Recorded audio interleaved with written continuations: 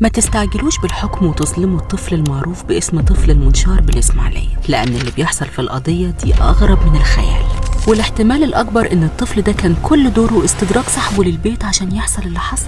مش مصدق؟ طيب تعالى معايا نحلل القضية ونشوف فين الحقيقة. الولد اعترف في الأول وقال كل حاجة للنيابة، وحتى نزل ومثل الجريمة بنفسه، لكن المفاجأة لما الطب الشرعي طبق كلامه اكتشفوا إن في حاجات قالها والطب الشرعي نفاها، ومن هنا هيتأكد كلامنا. لما لقوا في تضارب في الأقوال بين تقرير الطب الشرعي وكلام يوسف الطفل المتهم، فاضطروا ينزلوه تاني يعمل تمثيل جديد للمصيبة اللي عملها، وساعتها بدأ يقول اعترافات مختلفة وأخطر من اللي قالها قبل كده. هنا بقى بدأ الشك، هو فعلا الولد ده نفذ كل ده لوحده؟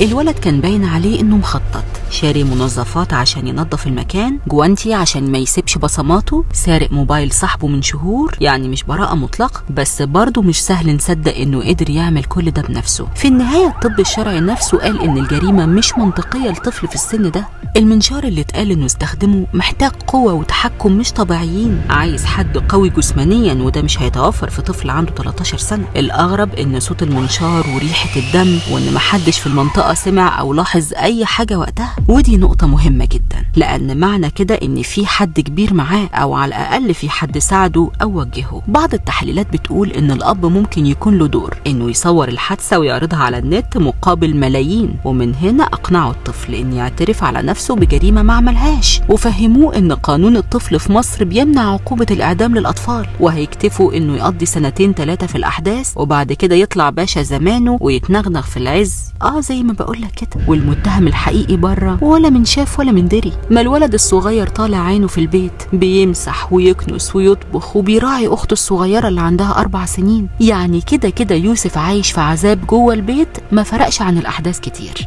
وحتى موضوع انهم بيقولوا عليه مضطرب نفسيا او حالته النفسية مش مظبوطة بسبب انفصال والده عن والدته وجواز الام من العم جنن يوسف، طبعا ده تحليل تاني. بس السؤال اللي بيخوفني فعلا، وليه تمت بالشكل ده؟ لو وصلت لحد هنا ما تنساش تعمل لايك وتقول لنا رأيك. الغل في الجريمة وطريقة التنفيذ يخلوك تحس ان في دافع اكبر من مجرد خناقة اطفال، وده خلى ناس كتير تفتكر جريمة الطفل المغربي اللي الناس قالت انها كانت قربان او مرتبطة بطقوس غريبة. طيب ممكن يكون اللي حصل في الإسماعيلية شبه ده؟ مش شرط سحر او طقوس، بس ممكن يكون الولد مجرد أداة في ايد حد اكبر منه. وفي احتمال تاني اخطر، ان الولد كان عايز يصور اللي حصل عشان يبيع الفيديو على المواقع المجهولة اللي بتتعامل في الحاجات دي، يعني ممكن يكون حد وعده بفلوس او شهرة وقال له اعمل كده وهننشره وهتاخد شنط فلوس. فكرة مرعبة بس ممكن تكون حقيقية. لازم تعرف ان للأسف في عالم الانترنت كل حاجة بقت واردة، حاجات كتير مش مفهومة واتعملت في الطفل المسكين، زي اختلاف زوايا القطع، بصمات مختلفة، اثار رجلين كذا شخص، كل ده ممكن طفل يعملها لوحده. حتى لو هو بدأ الجريمة مستحيل ينفذها للنهاية من غير مساعدة. واللي قاله والد الطفل الضحية بعد كده عن اجزاء اتلاقت بعد الدفن زود الغموض اكتر، لان ده معناه ان في حاجات كانت مستخبية ومش كله اتكشف من الاول، وده يفتح باب كبير جدا للأسئلة. هل الاب فعلا متورط؟ هل في شبكة اكبر بتستغل الاطفال في حاجات زي دي؟ ولا دي مجرد جريمة عادية الناس كبرتها؟ ولا شكل خناقة من ولاد صغيرين؟ اللي حاصل هنا يا اما تلاعب يا اما توجيه، وفي الحالتين في اسرار لسه مستخبية. قولوا لنا بصراحة كده في الكومنتات، شايفين ان الولد بريء واتلعب بيه، ولا فعلا قاتل بس في حد اكبر وراه؟